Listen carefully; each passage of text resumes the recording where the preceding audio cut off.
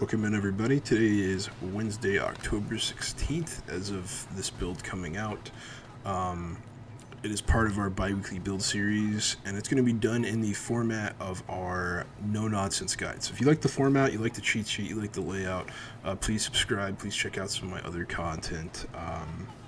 This is how I'm going to be doing a majority of my guides. I'll be putting out a deep dive, and then that's going to go into really in-depth as to why we do things, how to do things, etc., etc.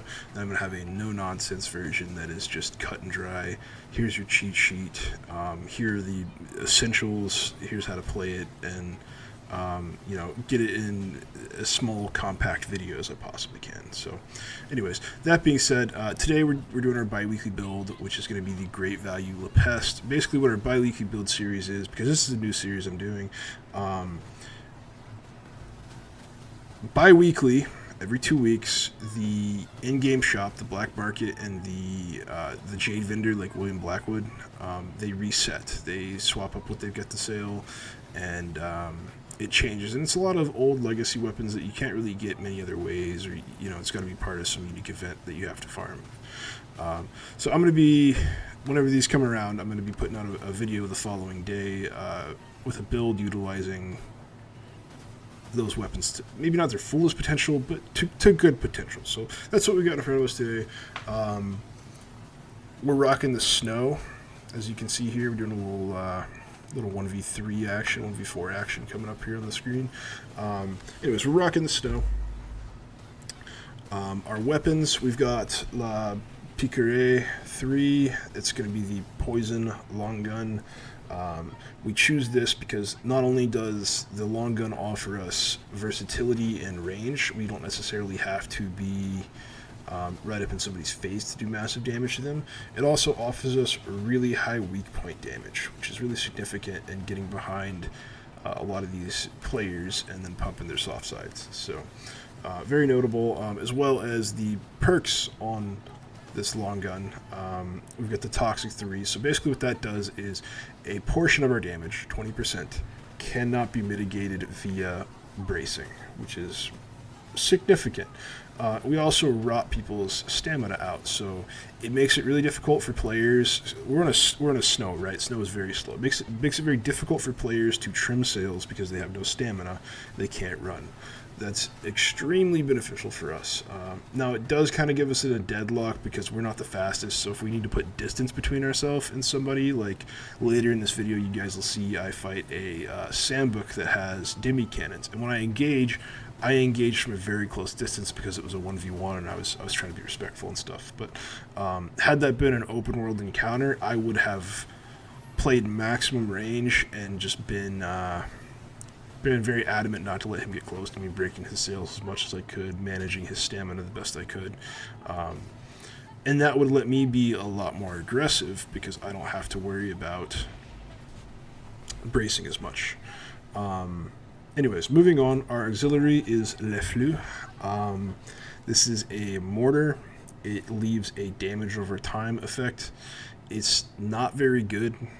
The mortar itself is average, I think, in terms of in-game weaponry.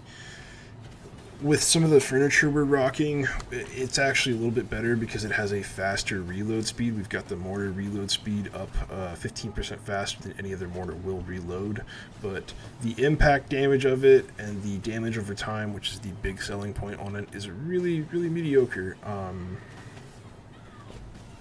It's good. Try and land it more than I do, because in this video I could not land a mortar to save my life. Literally at some points I would have won fights so quick had I actually hit these. I only had like 17 hours to make this build, get footage of it, and then get it out for you guys. I had no internet last night, so not the best examples, but please guys, like, you're probably better at aiming. I play MMOs, like that's what I do. I don't aim a lot, so hopefully you guys are a little bit better at this than I am, and that will be game changer. But oh, he just used it on me right there. And you can see how underwhelming. It didn't really do much to my stamina. It didn't really do much to my health bar. When you look at that mortar, you think of like Le Flou himself, or not Le Flou, the Plague King, Le Pest himself, and his poison does so much damage. Like, I want it to be like that. And in reality, it just doesn't do much damage. It's unblockable, and it does eat your stamina if you sit in that poison cloud, but very underwhelming. Moving on to our armor, our whole armor is the Orbos. Now the actual protections on this are really high for flooding, burning, and explosive, which are the primary damage types we come across in PvP. So that in itself, just having 30% reductions on those is really significant. But that's not even the big selling point. I noticed that after I'd been using this armor for a couple of weeks when I came up with this build a long time ago. Because this is actually, like I said, this is a cop-out for our bi-weekly builds. This is a build I ran for a long time. When I first started playing the game, this was actually one of my first builds because the snow was... It's amazing, guys. If you're not familiar with the snow, give it a shot. It's not the highest damage build. When you get it 6 of 6, you just get like 20% flatline damage increase, which is pretty chill, but the damage is not there. But you guys can solo any content with this, and I mean anything. Like, I'll say, hey, my barge build's the best, my sloop build's the best, whatever. They can't do sea monsters. They can, but they really struggle, and even then it can be pretty dicey. The snow can literally do any content. It's so tanky, it's a joke, and it does enough damage to just scrape by. It'll take a while, it might be kind of obnoxious, but it'll get the job done. So Orbos is the perfect pairing with Snow's passives. Now, Snow passives let us brace pretty much forever. Like, our brace doesn't run out. The 5% per second we get with how large our brace is, and then the multipliers that we can get to increase our brace size, you can get your brace strength up to like 45,000, and you recover 5% of that a second, which is absolutely massive. In PvP, you guys will see, even like 1v3, they're not breaking my brace. The only damage you're doing to me is when I stop blocking to try to put some damage out and get some people off me. But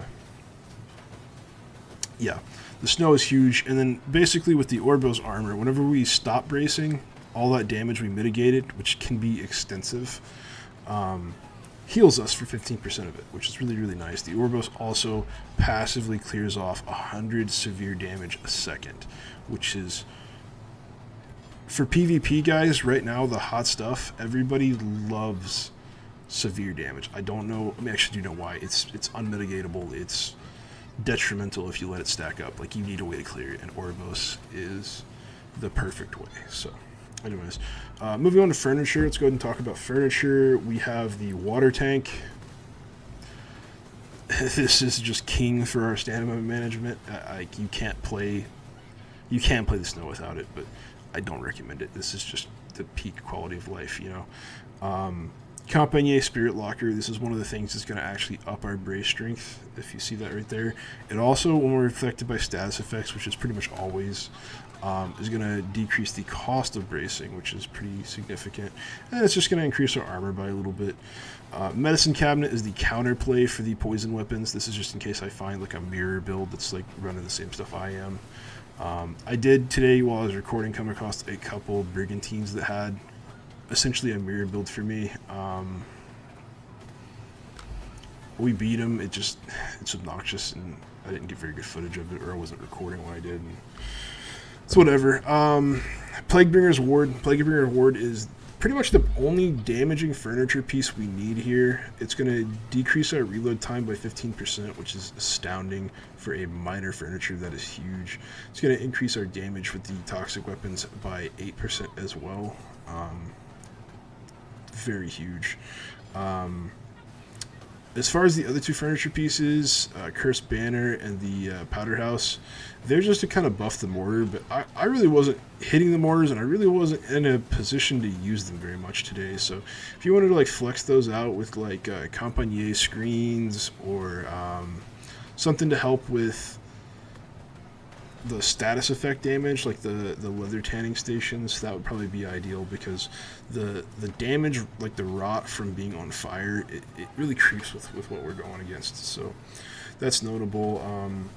The perks, you've got all the perks in front of you. Food, you got it in front of you. The only thing I really have to add on at this point is play defensively. Like, face your bow, because the snow weak point is on the bow. Face your bow away from people. Like you can see on the screen right now, I can't get the distance I want from this guy. He's just as fast as me, if not faster. When I do try to get a little distance, he's able to actually get his mortars to land on me, which is just helping him. So really what I should be doing here, and I'm not doing it, I should have braced gunwales on, and I should just drop anchor and spin. And I just want to not let him get our weak point. That's all we can really do here. Eventually we'll rot him down, eventually we'll get the kill, and eventually he will soft side. Like right here, I got a hit on his weak point. If I was able to like turn more and capitalize on that, or like completely stop and capitalize on that, that would have been a kill. He's actually very good, this guy. I respect this player tremendously. I've 1v1'd him a couple times today. This is one of our better ones. It does sadly end in disaster, but that's okay. It happens. Yeah, moments before disaster. He's good. GG's to this guy. If you're seeing this, GG's, man.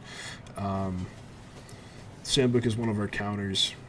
It's really annoying, but I think he did actually get some heals in here as well, which is, yeah, right here. This is the second time a mortar has saved this man. So you see right there that repair mortar coming out of nowhere. He would have been cooked because he soft sides right here. These last 2-3 shots right there would have cooked him. Instead, somehow we hit him, and we got GG'd. But anyways, guys, if you enjoy the content, like, follow, subscribe. I'll be putting out no-nonsense guides pretty soon. And, yeah.